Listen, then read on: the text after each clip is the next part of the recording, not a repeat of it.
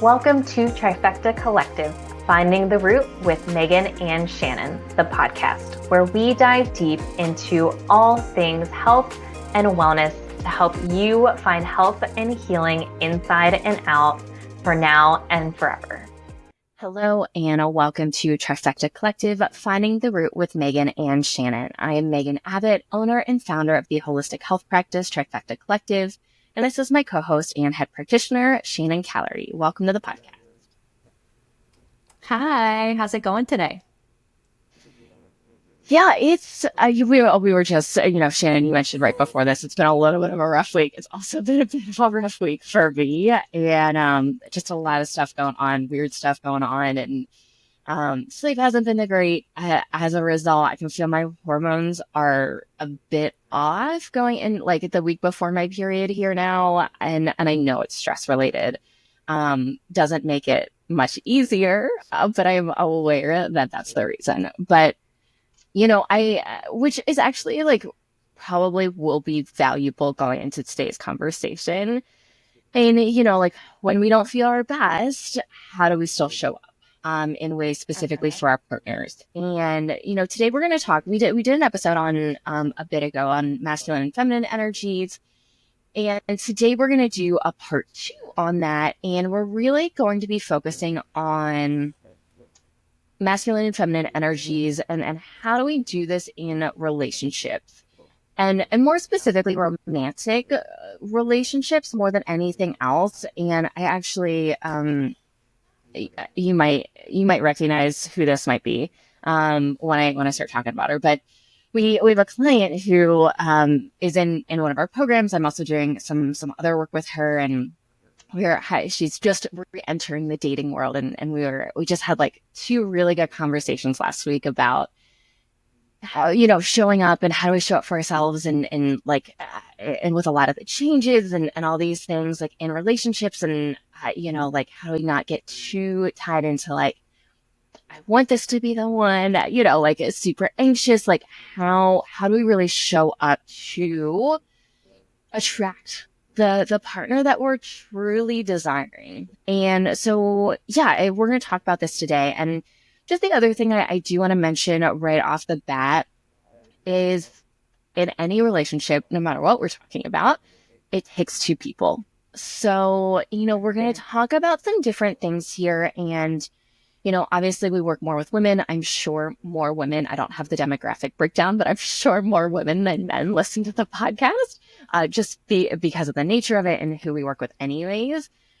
But I want to be clear that there are things that each side can do to inspire and cultivate relationships and a type of relationship within the relationship.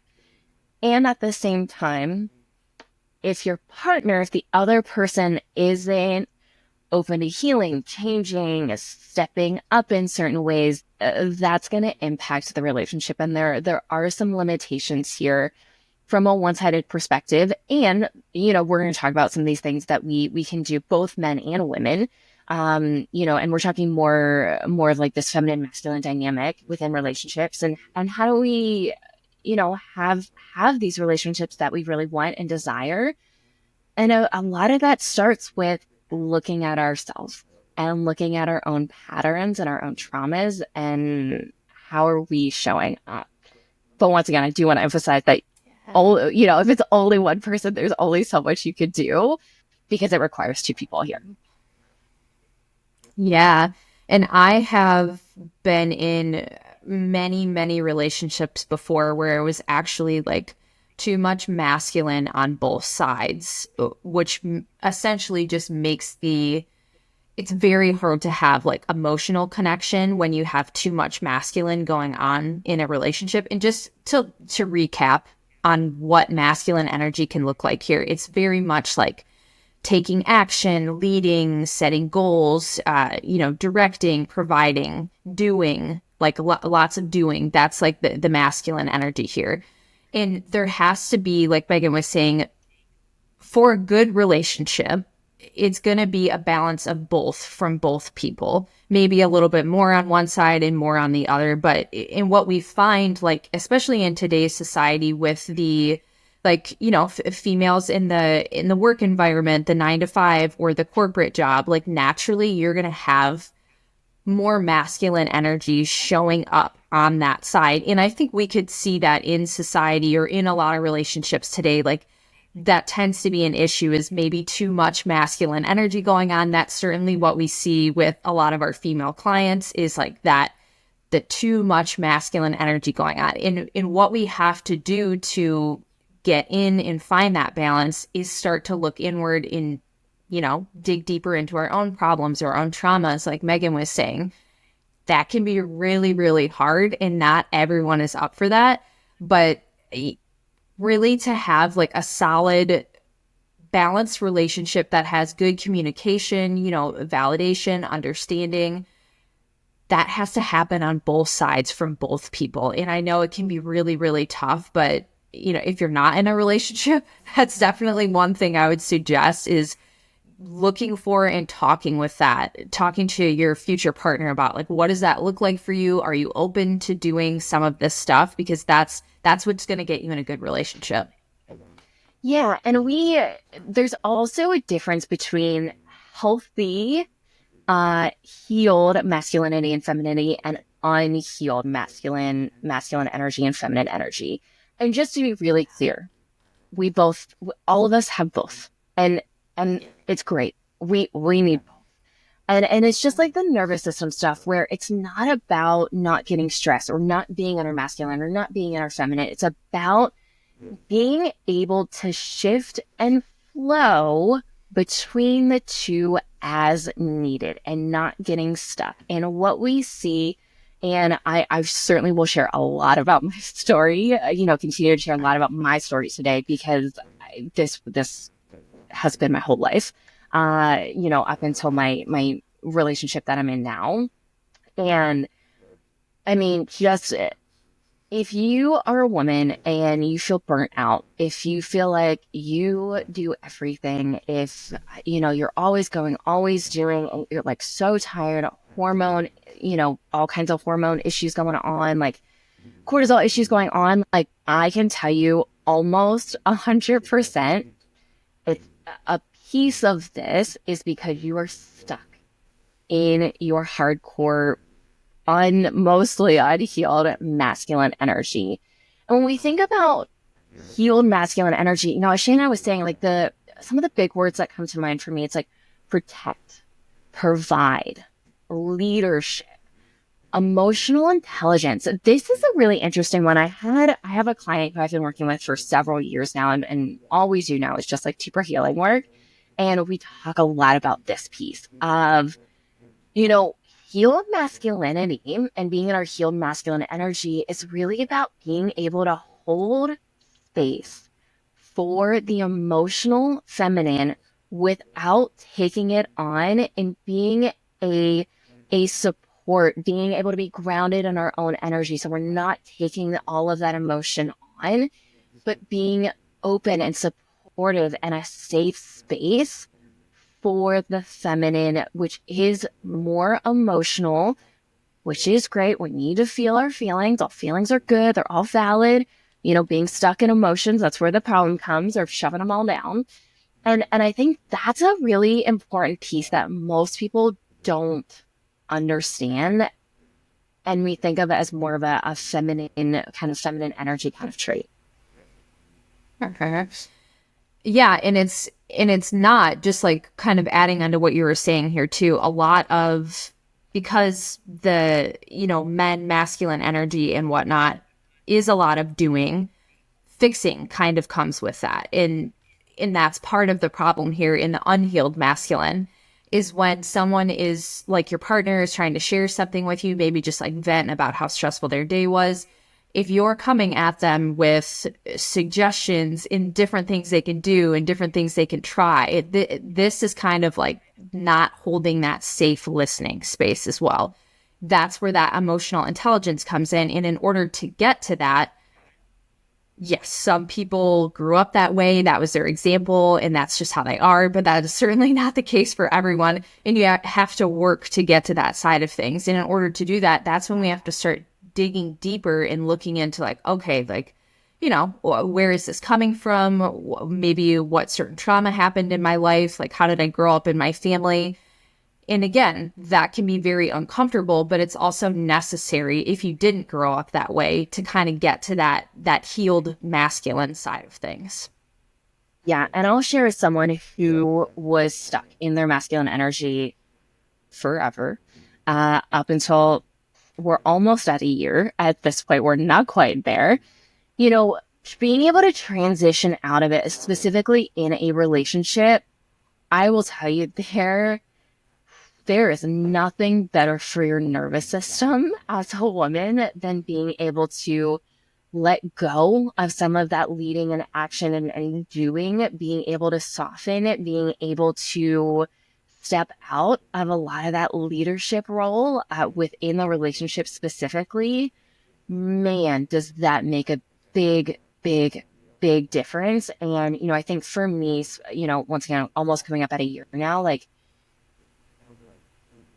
and I said this before, that my nervous system has never felt better. And certainly the ayahuasca, played a role in this, and really in being able to help me be able to see and tap into my own femininity and take a look at my own patterns, which I was not the happiest about the first night after my ayahuasca experience, when that came up for me. So, just for reference, like, even someone who's been doing the work for a long time, I still got annoyed. I still got real angry. I'm not repeating the same patterns that I always have been. I am different. I've changed. I've done that. But no, I was 100%. And yeah, shifting out of that and not being, in charge of everything, especially in a relationship, like, man, does that make such a big difference on your nervous system, on health, on sleep, and not saying that it's all been like sunshine and rainbows and things like that, because no, it has not. There's a lot of work that going into a healed or healing type of relationship, where both parties are trying to embody their own more healed energies and trying to come together. And what does that look like and all that kind of stuff. But man, is it worth it? It's so worth it. It is worth it. It's hard work, but it's definitely worth it. And I will say too, because this is a pattern that I continue to repeat and have been working on for some time now. It's not always like, if you're listening to this and you're like, oh yeah, I'm experiencing this in my relationship. Sometimes it can have to do with us more as an individual. It's not always blaming our partners that needs to happen here, because there was a lot of patterns that I noticed I was repeating, and I was projecting it onto my partner, thought it was my partner, when really, like, they were okay with me being in my feminine. I just didn't know how to be in my feminine. And I think that's something that also shows up in a lot of relationships too. Again, just like with the way the world is right now, how things have shifted over the past couple of years, but now they're kind of shifting back in the other direction. Sometimes though, it really is all the time about looking inward for each person, because again, you won't get there unless each person takes time to look inward. And I even think that, growth looks different for every person. Not everyone can do the same thing and seek growth, but each person does have to be working to, get connected with their heart, like mind, body, heart connection, regulating their nervous system. Those are the things that help us stay in touch with ourselves and make us more aware of these patterns that are happening in what needs to shift and change. Yeah. And I think that, like, I'd like to go through an example here, and I'll obviously use myself as the example here, of how a lot of times this shows up. So, if I think back to my childhood, and, and this is where a really good place to start is, I think, for most people, and how you show up in relationships and how you even view relationships, or what relationships should, quote unquote, should look like. Growing up, I was raised by a single mom. So of course, she was stuck in her hardcore masculine energy. She was the main financial provider. She was the caretaker for me. She had to cook, she had to make sure, like, childcare, making sure, like, I did my homework and all that kind of stuff. And, and obviously she had her own trauma coming into that too, and speculation as to why she chose to have a child in the first place. That's a whole other topic, but I think that does play into it because her father passed away when she was really young, so she didn't have a healthy, strong, masculine example growing up. It was her mom became a single parent when she was like 12, which, not only do you experience big loss, but then, you don't have this key, healthy, strong, masculine figure in your life anymore. And so, growing up, my mom dated a lot. My mom dated my entire life, as far back as I can remember. I don't remember one single super great individual, and that largely leads back to her own trauma. And obviously she was an alcoholic, so that plays a huge role into all of this too. But I didn't really have that. And I had my uncle, but we weren't close, up until like later high school into college. And so I really didn't have any sort of healthy masculine type figure. All I saw was this woman, my mom, who had to do it all. And because of the alcohol issues, I largely stepped in as a parent at a young age, and I started repeating the exact same thing of, okay, well, I'm going to have to do it all. Whether I'm in a relationship or not, I'm going to have to step up and do everything. And so therefore, I do really put this on myself now and I'm not, blame myself. I'm not like, why did you do this? No, I understand exactly why this happened. I've forgiven myself. There's a lot of compassion, and I was doing the best that I could with the resources that I had. But therefore, I attracted in either unhealthy masculinity, I'd say more on the toxic masculinity side of, if we think about like leadership protection, well, that can be great. And that can go a little sideways here is if they're overprotective, if they're controlling. That's not what protective means. That's not what leadership means. It is not a controlling thing. It is not an overprotection thing. You can't do this. You can only do this, telling me what to do. So it was either I attracted in that partner, which I did in my early 20s, and then went way the opposite way for the rest, until really recently. And so I attracted the man who I could be their mother. And so I was in control of everything, and there was no questions about that. And I could just like do my own thing. And they were just kind of there along for the ride. And that is a really, really, really common pattern that we see among many women. Yeah. And again, like it all goes back to kind of like what we grew up with and these traumas that we're having. And like, we won't be able to stop these patterns unless we take the time to step back and recognize what's actually happening. My story was a little bit different. I did grow up with a mom and a dad. They're still together, great parents, but pretty much I can say across the board, all the men in my family are unhealed masculine. So like there was that lack of emotional connection going on. And then all the women across the board are very like, unhealed feminine, too much in masculine, kind of doing everything. Like I kind of had a little bit of both, but the imbalance was on both sides. So same thing, like it's that, and this kind of transfers through our body. Like we all, we all carry energy. We're putting out a frequency. And if we're holding that frequency at that spot, like Megan was saying, you're going to keep attracting those people who are on the same level as you. We're going to keep pulling these people in until we look inward and start to change it and deal with some of it. And it wasn't until, I'm engaged now, and it wasn't until right before I started dating Rob, who I'm dating right now, that all of this shifted for me too. So my last partner, and it was a big shift. Like I just remember I had the feeling in my body. It was like everything around me was saying, okay, all my life you dated men who've been kind of stuck in their unhealed masculine. Like I remember sitting down and saying, I'm done. I'm not doing this anymore. Like this is what I want. I literally wrote it down on a piece of paper, how I wanted things to be, and then sat there and thought about the feeling behind each one of them so I could understand, like, what does that actually feel like? And then, of course, I went down a huge healing journey and started to dive deeper into to all this stuff. And lo and behold, like, I attracted someone new on that same level that I was looking for. So it really does come down to internally what's going on and starting to pick apart at that stuff. And again, that looks different for everyone. Some people start doing that by going to therapy. You know, you've heard us talk about EMDR therapy before.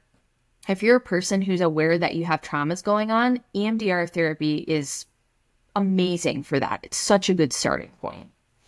Yeah, such a good starting point. And once again, like, I think it's the closest thing that I've ever found to the psychedelic space in being able to make a lot of these, and not that just like things don't just change if you take psychedelics, by the way. Please listen to our other podcasts about that to talk about, to learn more about that. But they're a tool and they're an accelerator for many of us who take the integration piece really, really seriously. And it can be an accelerator. And yeah, and I think not that we're relationship experts, but, I think a lot of relationship experts would agree, especially in more of like, we're in touch with, these types of energies and health and healing and things like that, nervous system regulation of like, our partners that we attract are a reflection of us. And I really do truly believe that. And, for me, like, it's no surprise that when I got to a certain point, in my own healing journey, especially around, this masculine, feminine energy and really trying to heal that, I attracted in a partner like that out of the blue, and it's seemingly out of the blue. It was not out of the blue. It had been many years in the making, but seemingly out of the blue, this person just popped into my life, and it was just, it felt so different. And I think that's an kind of an attribute to the work that I did. And also say, kind of shifting into this too, like, it can be hard. Like the first handful, maybe we'll say a couple dozen times that, my partner called me out on things, my initial instinct was to snap back, to be aggressive, be like, no, that's not true. And so, once again, like, this is a direct reflection of me and the patterns that I've been repeating in the partners that I've been with, who have never called me out on anything and just let me run away, doing whatever I wanted to do without asking any questions, which is fine, because that's where I was at that time. And, I don't think that's a super healthy sign of a relationship. We should be able to healthy and respectfully, call each other out on things and, just encourage each other to be the best versions of ourselves. And if we see, one or the other slipping into something else, let's call them out. Let's call them, my partner likes to say, call them back in. I'm calling you back in here. So, just that is something to think about too, that it is an adjustment if, like you're like me and just your whole life has been, this type A doing personality, big jobs, and, just been the person that's been responsible for everything. It is a shift. And once again, like, if you're really committed to healing yourself, being in healthier, relationships, then yeah, it's going to be an adjustment, and you're going to have to continue to look at yourself and look at your patterns, which once again, it's a lot of work, and not everyone wants to do that, which is fine. And at the same time, once again, like, I have, my overall health has never been better. My nervous system has never felt more regulated. No, my sleep hasn't been great the last week here, but there's other external factors going on. But by and large, sleep has never been better. Like, mood's never been, like, all of these things have changed so much for me being in this different type of relationship. I wouldn't change it for the world. Yeah. Yeah. And, I would also be willing to say that a good partner or a good relationship is going to point out what each individual needs to work on and what's unhealed in each person. Like it's very easy to see in a respectful way, like having a good partner, they're going to let you know, like you're going to communicate about what's coming up. If someone has like a snippy response, not just being passive and not saying anything and letting it go on, because then that builds and turns to something else. Like we truthfully need someone to help us grow, because not all the time can I see the things that I'm doing wrong. But if I have someone who's respectfully communicating that with me, that lets me know like, oh, hey, I still need to work on this, and vice versa. And that's really where you can see some like strong, great relationships happen when you have two people like that put together, because you're just going to keep growing together at that point. Like if you know how to do it in the right way, you will just become the two best versions of yourself, which is ultimately what we want in a relationship. So it is really important to look for that type of person. And, again, you have to kind of be at a certain level yourself to even recognize that. So starting with just some basic, nervous system work, getting in touch with yourself so you can see your patterns and maybe hear what's going on in your own body is going to be a great starting point for that. Yeah. And, I think, looking at this healthy masculine energy too, there is an emotional component, like a healthy masculine energy is not emotionally shut down. It is someone who is very grounded within themselves, is very in touch with their emotions, but without letting those emotions overwhelm them, and doing what they need to do, whether that's time, space. Masculine energy thrives on like achievement, doing. A lot of times they do better, these healthy masculine energies do better in processing their emotions through physical activity. That might look like the gym or a walk or running or, chopping wood, like I'm just like throwing random things out there, just like doing it to be able to process these emotions. And that's a really important thing to understand, is you should be able to feel as this, strong feminine essence, feel this deep emotional connection to your partner, because they are also very in touch with their own emotions, once again, without letting it, by and large, and once again, no one is perfect, so it's not about being perfect, but by and large, they should not be overwhelmed and overconsumed by their emotions and putting that on you, which means, communication is so important. And, I think like from a feminine standpoint, there's a lot of ways that we can talk to our partners that can help them tap into their masculinity more, help bring that out more. And I don't think most of us, I certainly do this now, but, I did not do this before, just a couple years ago. We talk to our partners a certain way, especially after we've been together for a certain amount of time, and deem that it's okay. And I think a lot of times we're not tapping into our own femininity, and once again, like we can inspire some healthy masculinity come out by tapping into our own femininity. So just like to give you an example here, really simple example. Let's say you have a really busy day coming up, you got a lot going on, work, school, kids, life, whatever it is. And let's say you're usually in charge of dinner, and you're like, man, just the thought of one other thing on my plate is just like so overwhelming. It seems like too much, going up to your partner and, be like, hey, can you just take dinner tonight? I have too much on my plate today. Like, can you just take it? That is one way that I think many of us may approach the situation. And, they probably say yes, potentially begrudgingly. Versus, if we come at this from, if we're really in tune with our own femininity, I may approach my partner and be like, hey, babe. And I'm like not doing anything else. I'm like standing there in front of him. Maybe my arms are around him or on his hand or shoulders. Be like, hey, babe, I have a really crazy day. I'm feeling so overwhelmed already. If you could take dinner tonight, I just feel like that would relieve so much stress off of me and just would help me be able to like relax going into this evening. Is that something that you're open to?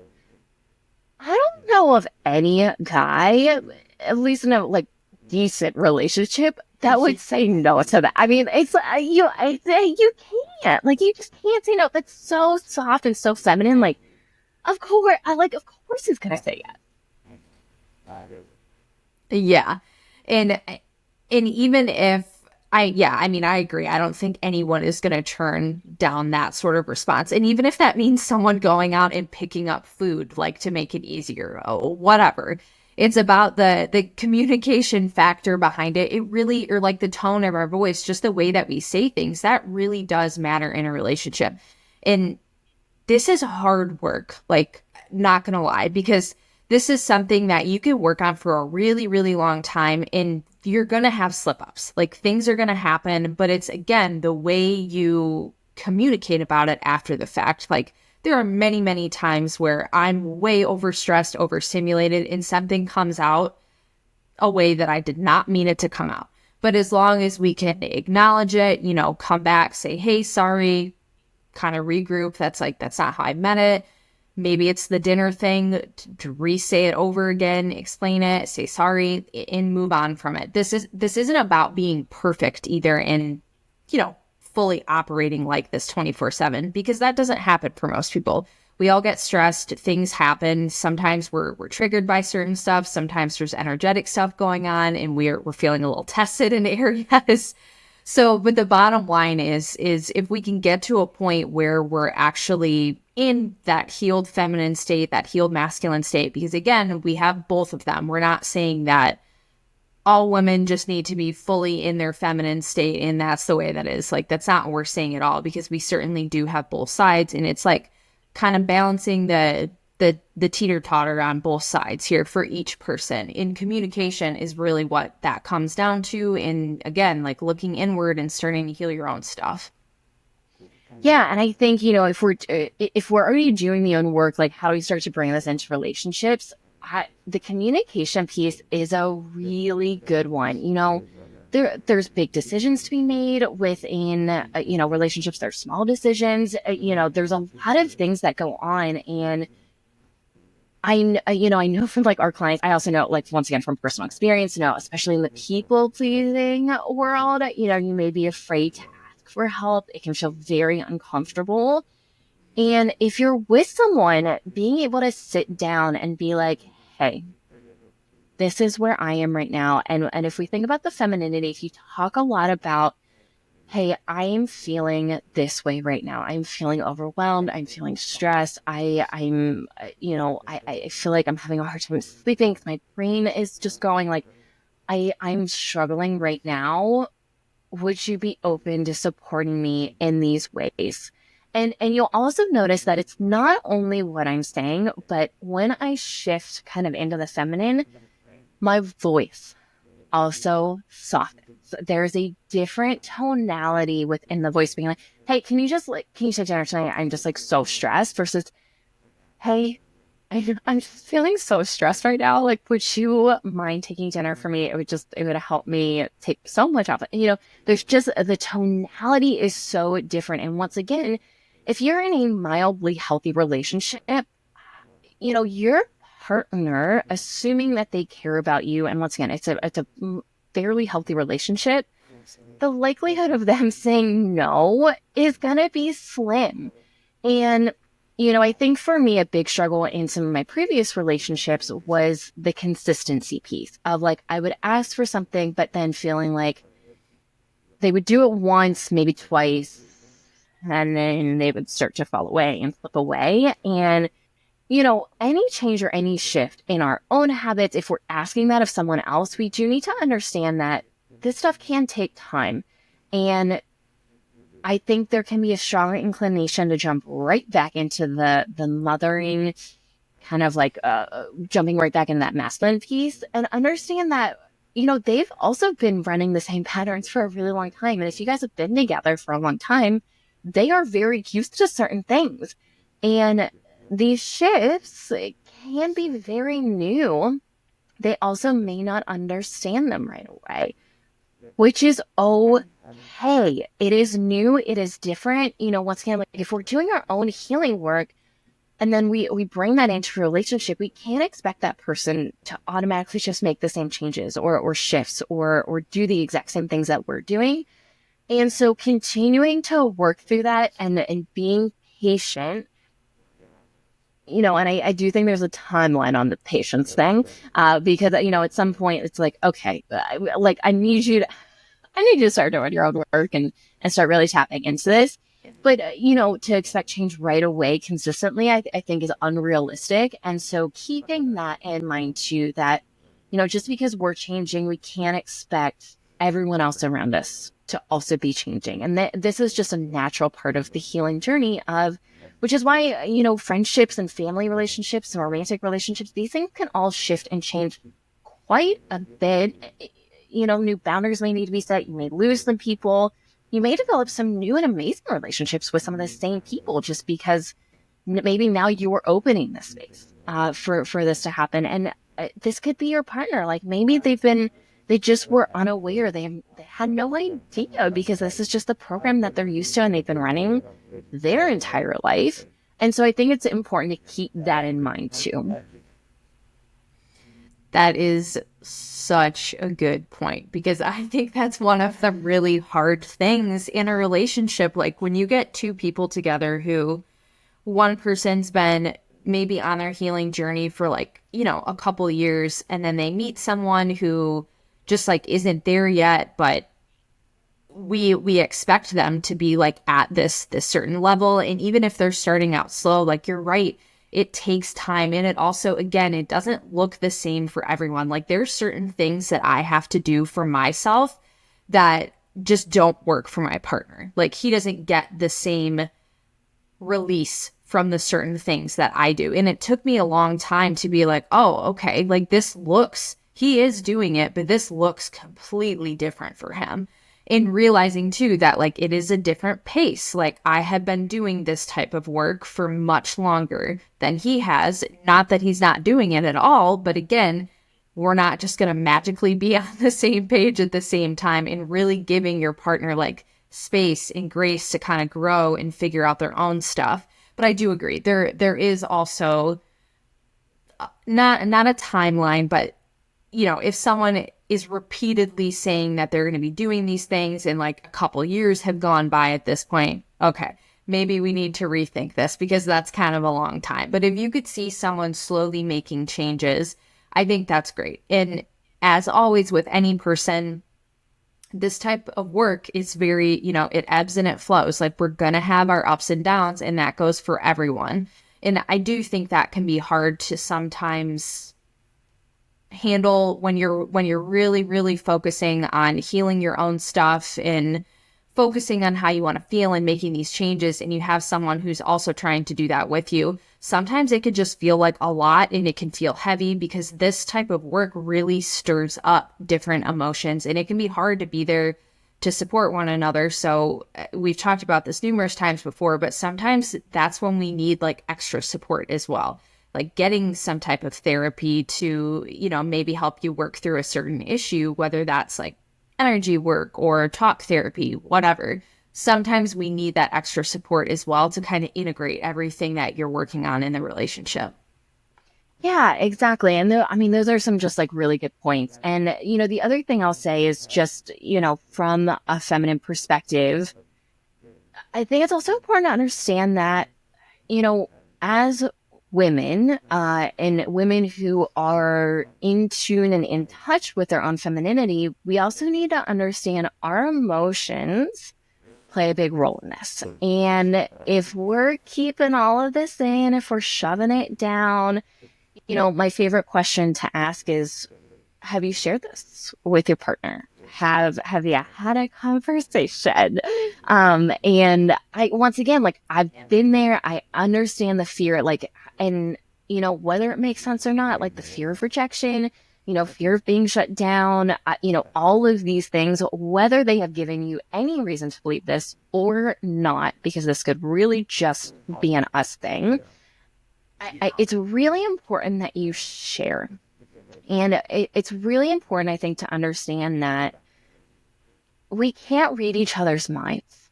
it's just like not a thing. And so it's so important that we are open to sharing, like, hey, when you do this, this is how it makes me feel on all sides of the spectrum. Just by the way, too, like, hey, when you step up, when you planned a date night the other week and, shared with me that, hey, we were going to have a date night and you wanted me to be ready by 6 o'clock. And this is like, generally speaking, hey, we're going to go someplace nice. Like, maybe wear like a nicer dress or something like that. And I've taken care of everything.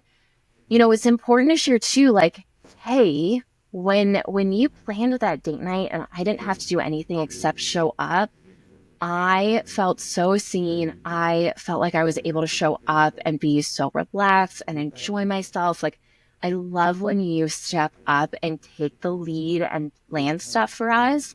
I love spending time with you, and I love when you do that, and then I can come and just enjoy it with you and being together. So I think it's also important to understand it's not just like, hey, I'm sad or I'm overwhelmed, or when you do this, like, this is how I feel at times, but also like the positive of like, what does make you feel good? Like, what helps you tap into your own feminine energy? And how can your partner support you? And ask them. And, if they don't understand masculine or feminine energies, like, also that's okay.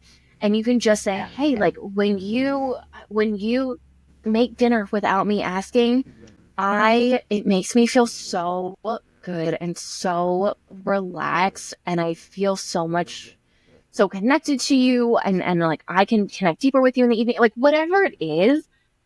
That is also important to share, because the masculine is going to feed off of that femininity on all sides. And if they're like, hey, she likes when I do this, and she shows up in a certain way when I do this, and now it's reiterated again verbally, not only through action, but also verbally, the likelihood of that action continuing is going to go way up too. So I think that's also an important thing to like bring that into the relationship.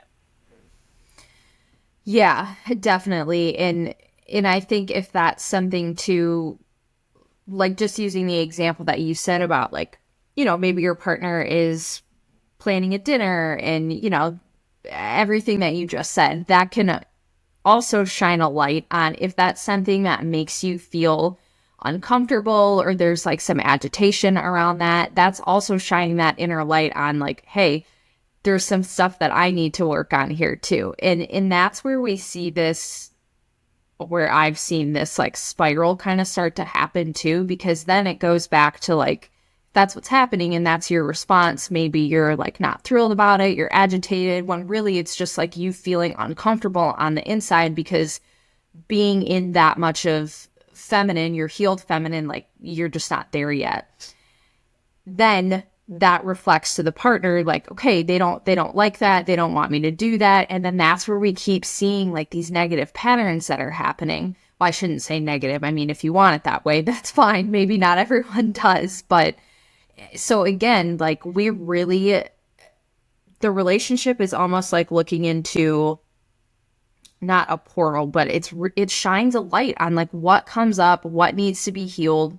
And if we start paying attention to that, like what bothers me, what makes me feel uncomfortable and agitated and vice versa, it is really going to help shine a light on what parts need to be healed in order to get to being in your healed masculine and feminine and whatnot. But that is a great example. We actually had something come up. We have a puppy.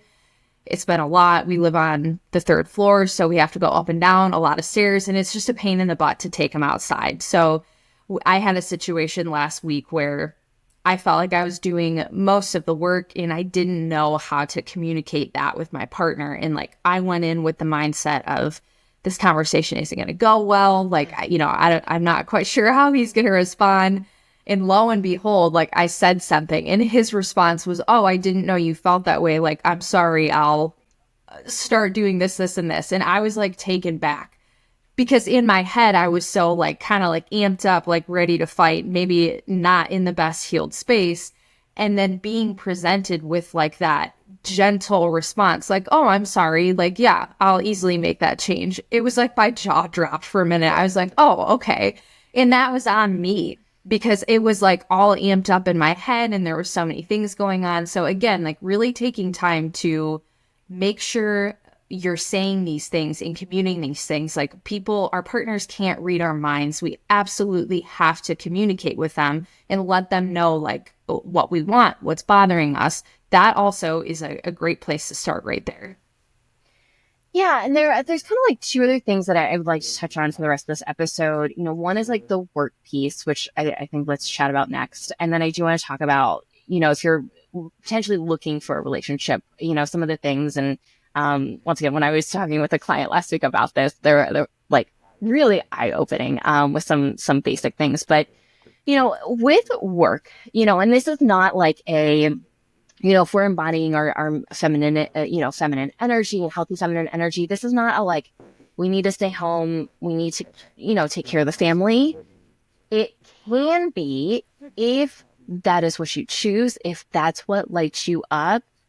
Amazing, wonderful, love it, perfect.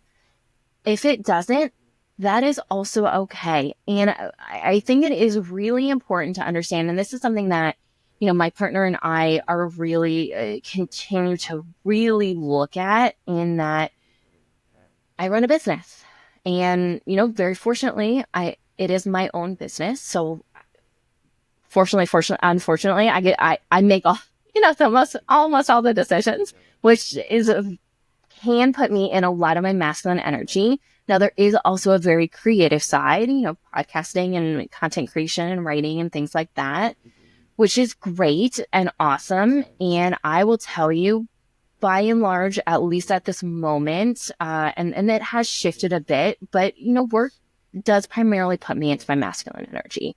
And so there is a shift kind of coming out of that. And this is the case, by the way, for most of us, especially if you work in corporate, probably you.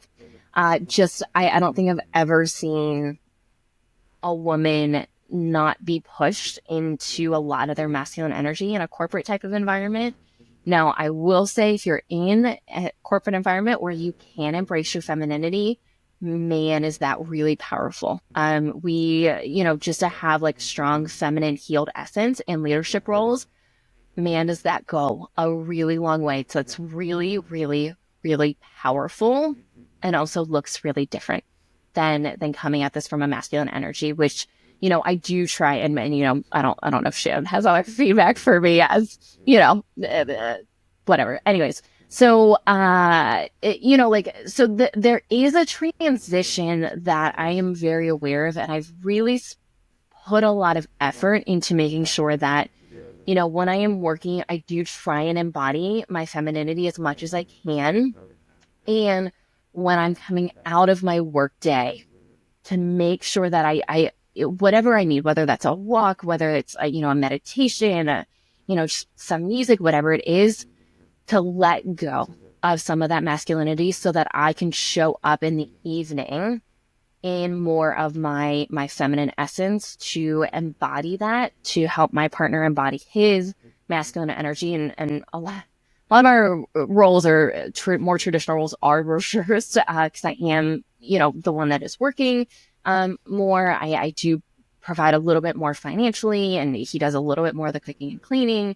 And so that is a little bit atypical when we think of like more traditional masculine, feminine roles. And so that is something that we have talked a lot about, by the way, and talked a lot about before even deciding to enter into a relationship together, of how do we embody these energies that we want to, that make us feel good, while at times, many times, being in our non-traditional roles. Yeah. And that is, that definitely something to have a conversation about. You're also making me think here, as you're telling me this, like something that I've been struggling with lately is just like not having enough energy to cook and clean and make dinner. Like everything feels a little bit draining, and light bulb just kind of went off in my head that my role, and your role too, you've been there, literally what we are doing is supporting clients all day long. So all day I'm like nurturing and caring and trying to, you know, like lift people up and help them through this healing process, that by the end of the day, it doesn't feel like I have a lot of energy left to do that for myself and my partner. And so it kind of can show up in like all these different ways in your relationship. And then especially like I have a partner who, you know, he does bring in more than me financially. He does work like all day long. So again, when he comes home, he's tired too. So this can just show up in so many different ways in relationships. And, you know, I didn't even think about that until you just said that. So now I'm like, oh, we have to have a conversation about this. Like, how can we shift this a little bit? And I have a Reiki session with Megan on Friday, and this is definitely something that we're going to talk about during that session. Yeah, and I just think it's so important to understand, and you know, and this does show up in a lot of ways. You know, for me, like same thing. Like I get, you know, my talking out, connecting with other people, like out during the day. I'm not a big socializer outside of work. I have my few friends that I like to talk to. We don't talk all the time. And you know, like he doesn't get that. And so he's like, just like I miss community. Which I get. I don't feel the same way just because of the work that I do. And the thought of like going out and talking to random people and having small talk, like want to scratch my eyeballs out. But, you know, also I understand that's necessary. But, you know, and that's a trauma response for me. I just have a hard time with the small talk now. I just want to be like, how did your childhood trauma impact you as an adult? And that's like how I want to start a conversation with any human I come into or contact with. But, you know, so, you know, and, you know, with my current partner, like we've like gone back and forth and we've gone, you know, extremes and we're continuously trying to come back in the middle here where he, you know, for a period of time and he was doing like all of the cooking and cleaning and I was just working and, you know, that was relaxing for me and also not fair to him. And so like he was feeling really drained by all of those responsibilities. So it's like, and once again, all of this goes back to communication. How do we communicate these things? How do we, once again, like our partners can't read our mind. And so if you're really trying to come into this from a healed perspective, you've got to share and you've got to be open to sharing. And you've also got to be open to some answers that you may not love. And that's okay. And you can feel all of your feelings towards that and also come back and realize that you're dealing with another person and they also have their own feelings and they have their own background and trauma and things that they're coming in with and how do you work it out? And that's a huge piece and huge foundation of how we do this. And once again, like, I think it's a lot of it goes back to how are we communicating? Are we coming at this from an aggressive, pointing fingers, you do this, you do da, versus like, I'm feeling this way, you know, like, and I love like the therapist, like, I feel, that's a great way to actually talk of like, and this is how my partner talk, like, hey, I am feeling this way. And this, you know, maybe some reasons why, like, hey, can we shift this? Can we maybe incorporate this? Hey, I need some more alone time, like whatever that may look like. So I think it's just like the communication piece is so important. And it's not only communicating, but also how we're communicating to the other person. Yeah. And again, like this can feel really uncomfortable if it's something that we're not used to. But in order to kind of get the ball rolling with change, if we want to see something different, I would say if you're someone who wants to have a conversation like this with your partner, make sure you're definitely in a good headspace before, like, you know, go on a nature walk, listen to your favorite music, whatever. But you want to be in your most relaxed state because that's naturally going to change how the words come out of your mouth. It's going to change your tone. You definitely want to start with the I feel instead of you, because when we use the you, it just sounds like we're like attacking, blaming, and our point doesn't come across that way because then it brings out like a little bit of defensiveness in the other person. They feel like they have to maybe defend their actions. So really using that statement like, hey, I'm feeling this way with a more gentle tone, you're probably going to see way more openness throughout the entire conversation if that's the way you can come at it. Yeah, and I also, once again, I think you should take into consideration where your partner is too. You know, if they've had a particularly hard day, if they have like a big deadline coming up, that may not be the best time. Now, if it's like an all the time kind of thing, like totally different. But if it's like a particularly like stressful day or like, once again, like a big deadline coming up around something in particular, be sure to take that into account as well. And maybe not, come at them right away. I'm just like, hey, you just got home from work. Like, I know you had a big presentation today, like a lot of stress. Like, and hey, by the way, I'm feeling like so stressed and overwhelmed and I'm sad. And, like, maybe, like, like give them 10 or 15 minutes to like decompress and like be home and, or even schedule conversations. That's another really good option too of like, hey, like my partner and I typically have like what we call like business meetings twice a week. And it's just two evenings out of the week where, over dinner we'll talk about, it can be anything basic from what do we want to eat later this week? Let's make a grocery list. Or do we want to travel and go somewhere this weekend? Hey, we're getting ready to go, up here. Like, what do you feel about like traveling like this? Or, here are a couple of things that we need to do. Let's make a list.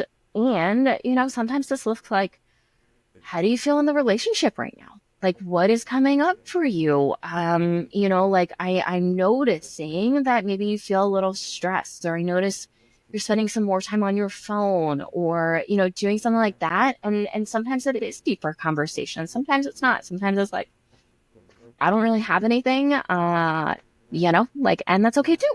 But, having kind of that scheduled time, I also can be really valuable in scheduling it so both people are kind of like, have some time to like be in a headspace, sometimes making a list can be really helpful. My partner is a big list person, masculine energy, doing action kind of thing, which I am letting him do that. And once again, like, man, does it feel so good to like not be in charge of that. So, just some different things to think about. And then, anything else before we dive into like dating, attracting a partner? And just one other small thing. We may have mentioned this on another episode too, but I love the suggestion of like the weekly meetings, just like check-in points, because that kind of keeps you on the same page too. So you're not letting things like slip under the rug, especially emotionally. Also doing that together towards, like the beginning of the year, whenever that is for you. I do it at a different time, so to speak, than everyone else. But kind of like planning goals, like how do we want things to feel this year? What needs to shift? Like just doing a bigger version of that at the beginning of the year can also be really helpful for setting goals and whatnot. Yeah, for sure. And sometimes my partner knows too. Like we're really in tune with each other energetically, sometimes to a fault, or we can impact each other in maybe not the best ways, but also, sometimes if he feels like there's a lot, like he can sense there's a lot in my mind, well, like go take a walk and he'll just, ask an open-ended question to of like, what are you feeling right now? What is coming up for you? And sometimes like, I don't know. And then I like think about it more. And then I like, 15 minutes later, I've been talking and just rambling and, he's okay with it. And once again, like he's in touch with his own, masculinity and grounded in his own energy, that he can hold that space for me, even if, I'm a manifesting generator, feel like a human design. So my brain is a little, I like to bounce a little bit. It's not an ADD or ADHD kind of thing. It's just like, it's a, I like to multitask. I have a lot of different interests and different feelings and things. And I bounce, I can bounce quite a bit. So that's also, just like valuable if your partner is open to maybe something like that. And, or maybe you can do that for your partner too. That can also be helpful. And so, I just want to share a little bit about, some of my conversation with this client about dating. And, she hasn't dated in a while. She's been doing a lot of healing work and working with us for a bit. And she just is putting herself back out there, which is amazing and great. And there was a lot of anxiety coming up. There was a lot of pressure that she was putting on herself. And also, I think, putting on these men that, like even after the first date of like, where's this going? Like, how are you feeling? Like, like And that's a very masculine type of, unhealed masculine type of like, where's this going? How do you feel? Where, are we going to enter into a serious relationship? It's like, we have Control. met once. So yeah. Like that's a lot. And certainly that can scare away, I'm sure, many individuals. And so one of the, we talked a lot about reframing this of like, one, it's been a while since she's dated. And so practice, let's just practice dating again. And what does this look like? And let's take that pressure off of like, this has to be serious. I'm looking for the one. And just be like, come at it from like hey, it's been a while since I've dated. I might be a little rusty. I'm also a different person than I was than I have previously been when I've dated. So let's come at this from a like, hey, I'm going to go into this. I'm going to practice. I'm going to see where it goes. If it happens to work out, great. If not, like, that's fine. It's practice. And also, okay, so if you want to enter into a more healed relationship, how are you showing up? What does that look like for you? And how are you showing up into a potential relationship that you'd like to be in long term? What is your energy coming off of? And are you coming off as soft, as feminine? If we think about even dating like a little bit more mysterious and men, this healthy masculinity likes to chase, likes to, have some mysterious, like have some inquiry there. And that is a healthy thing. And so it's like, can you show up in that kind of feminine energy that you want to be experiencing, that you want to be able to embody within a relationship? And if you end up on a date and the other person doesn't call, doesn't contact you after, doesn't want to chase you, it's not a you thing. It's okay. It's, once again, like you're practicing. And if we think about manifestation, we think about like, how do we embody it? But also we need aligned action. And you're never going to find a partner if you never see anyone or go on dates or do any of this. And, maybe you're meant to learn something before the right relationship is going to come. And once again, you never really know until you get some practice, until you practice putting yourself out there and embody that kind of femininity that you would like to embody, mostly within a relationship. Yeah, and that kind of goes along too with just trusting, which falls into a line with, in order to feel comfortable, like trusting the process, letting go of control, trusting ourselves. We do have to do some of that deeper healing work to get there. But yeah, when you're dating and you're coming at it from that controlling perspective, I can totally see how can cause some issues. And maybe you would call in a partner that isn't 100% what you are looking for. So taking the time to work on letting go of some of that control, and yes, practicing. Like when I got out of my long-term relationship and had started dating again, I remember that feeling of like looking back saying, hey, again, like this is everything that I've done. Every relationship was very controlled. There was no like trusting the process and having fun or not expecting an outcome just from dating one person. And it can be really hard to kind of like let that go and move into it. But again, starting to look inward and doing some of that work is going to help you get to that like trusting, letting go of control point. Yeah, and we're both pretty spiritual people, and I mean, I can tell you from firsthand that a lot of times the universe is going to send you some tests before they send you what you really want, because it's a question of, are you actually ready? And are you truly embodying what you want? And, if you settle for someone who is, like more beta male, not embodying their true masculinity, who, wants you to lead, who wants you to take charge, who wants you to pay for everything, like, are you going to settle for that? Or are you confident enough in your own energy, in feeling, this like knowing that this is what I want, getting clear on what do you want? Like, how do you want to feel in a relationship and not settling for anything less than that? And once again, I'm a firm believer that the universe is going to send you some tests. And if you pass them, or it, depending on how, sometimes it's one, sometimes it's several, depending on usually where you are in your own energy, how are you going to show up to that challenge, to an old pattern coming up? And are you going to settle? In which case, are you really ready for the type of relationship that you say you're desiring, but are you really embodying and showing up like that? Yeah, and that's where, if you're someone who is dating right now, like looking for a long-term partner, I know I might sound silly, but thinking about like writing it down, creating a list of like, what do I desire to feel from this relationship can be a really helpful thing to do, because that's also a tool to use just in general when we're working on like calling things in, manifesting, whatever you call it.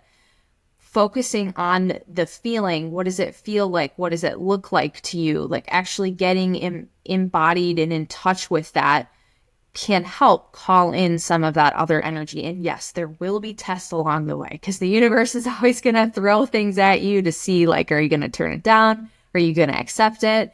That's always going to be a part of it too. But I would say, like, just starting out, not so much focusing on, I don't know how far we want to go into this, but when certain people are like manifesting things, some people believe it in being very, very specific. So like, what hair type does someone have? Like the looks going in, all that. But really, it's focusing on the actual feeling that you want to get from the relationship, for this example. That's going to help you call in the relationship that you want. And again, like we have to be there ourselves, because if not, it just might not go how you expected or how you had planned. Exactly. And, I think another piece of just like manifestation in general, and I've been doing manifestation work for many, many, many, many, many years. And I think a big piece that so many people forget about is having fun.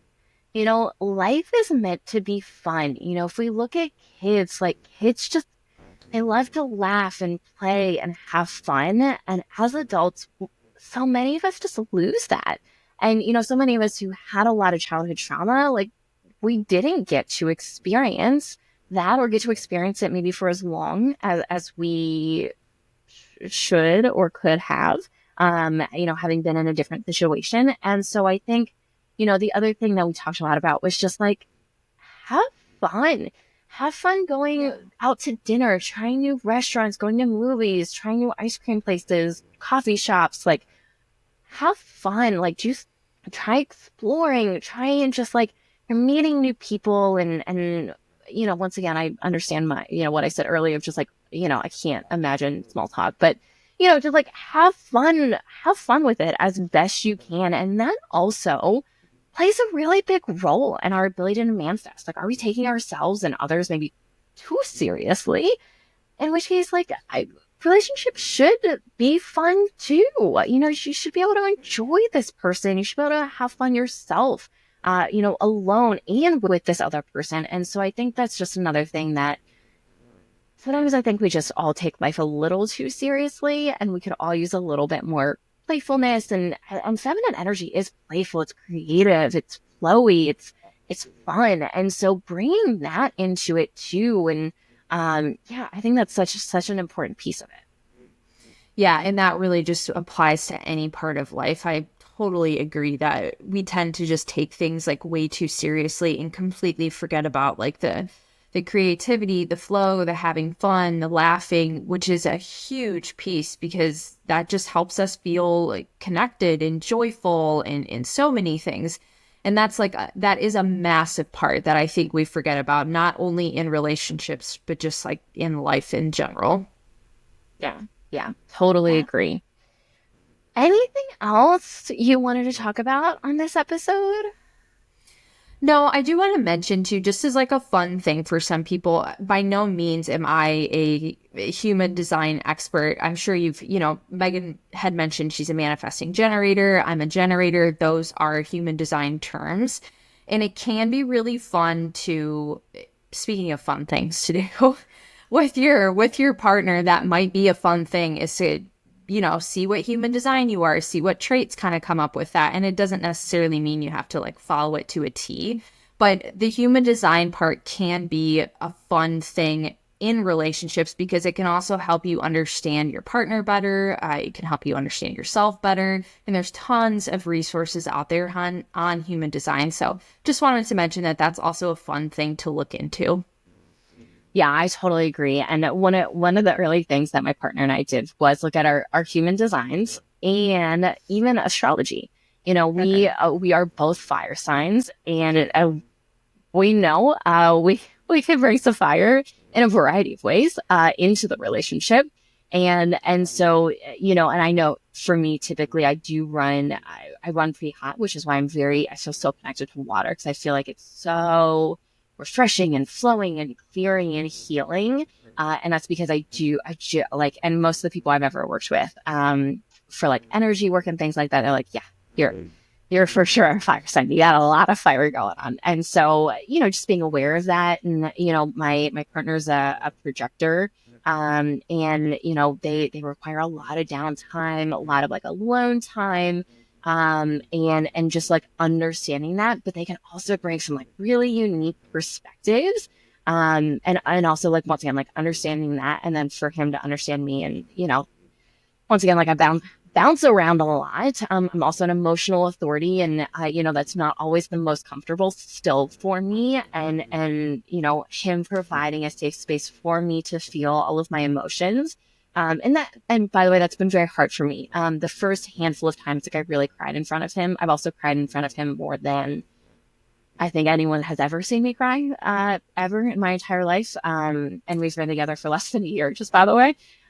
So, like him providing that kind of space. And the first several times I cried, I would like remove myself from the room, and he'd be like, do you want me to hold you? Do you want me to sit with you? And I'd just be like, no, I just want to be alone. And that was for sure a trauma response. And he would always come over, like put his arm around me, and I would resist it at first. I'd be really tense, and then I could soften a little bit, and just being comfortable with that. And so, once again, like it's a real learning experience, and there are many tools out there, not just human design and astrology, to help us learn more about ourselves and kind of how we can show up in relationships, which has a lot of value in it too. Yeah, there are tons of different tools out there, but your love languages, that's a great connection point to kind of start to figure each other out. The human design stuff, astrology, there's tons of different tools out there, but those are some 3 like pretty basic ones that can also feel kind of fun too, like an activity to do together to, stir some more emotional connection up, dive deeper. I don't know the name of it, but we also have a couple card games that we like that are just like, they're just fun, like emotional connection card games. I can't remember the name of them, but they sell them at places like Target. If you want something like different and fun to do to try and be more emotionally connected, those are all great things that you can try. Yeah, and the love languages is a really good one too. For both of us, physical touch is a really, really big one. And so we schedule like connection time, like, having a few minutes in bed before we fall asleep, like cuddling, same thing in the morning, like, that goes a really long way in understanding that both of us need that, especially to feel connected. And it also helps us regulate our nervous systems a lot more, and having that physical touch. So that is really, especially within a relationship, really valuable information to have. Yeah, absolutely. I'm glad that we went over that because those are some great tools that people can use. Yeah, for sure. Well, cool. Well, thank you so much for listening. And, yeah, I hope you learn, just some things to think about when it comes to relationships. And, I know for me, like a lot of my healing was by myself for a very long time. And then, kind of bringing all of this stuff into relationships, I felt, especially at the very beginning, and I still feel this way sometimes, like little baby, just like, all right, we're starting the healing journey all over again. I got really good at healing by myself. And now I'm like, gosh, I don't know how to do this in a relationship. So, you're not alone. It's takes a lot of time, takes a lot of practice, and it is also super, super worthwhile. So some things to think about, hopefully, and maybe some things to start implementing. And thank you for joining. As always, like, subscribe, follow. If it resonates, 5-star reviews really, really, really mean a lot to us. And thank you for joining, and I'll see you next time. Yeah. Bye, everyone. Thanks for listening.